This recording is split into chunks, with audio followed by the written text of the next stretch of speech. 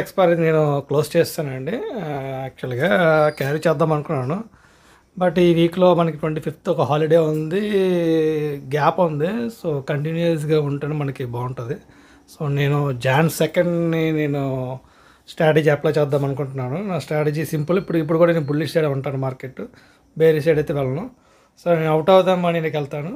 Okay, out of the మనీకి వెళ్ళి ఎలా స్ట్రాటజీ అప్లై చేస్తానో చూడండి. నేను 23,600ని సెల్ చేద్దాం అనుకుంటున్నాను. నేను ఓకే 2 లాట్ సెల్ చేస్తాను. ఒక 250 పాయింట్స్ అవే వచ్చి నేను బై చేస్తాను నేను ఇది. ఓకే 250 వద్దు, 300 పాయింట్స్ పెట్టుకుందాం. 300 పాయింట్స్ అవే బై చేస్తాను. మళ్ళీ ఒక 300 పాయింట్స్ అవే వచ్చి నేను మళ్ళీ బై చేస్తాను. సో నా ఐరన్ ఫ్లష్ స్ట్రాటజీ స్టార్ట్ అయ్యింది. సో ఇది నా మ్యాక్స్ లాస్ 3000 ఉంటుందండి. అండ్ నా రేంజ్ చూసారా, ఇది నా range. So out of range మనం క్రాస్ చేస్తే మనం చూద్దాం. ఇంకా నేను డిప్లాయ్ చేయలేదు. డిప్లాయ్ చేసే ముందు ఇంకొక వీడియో చేస్తా, చూద్దాం.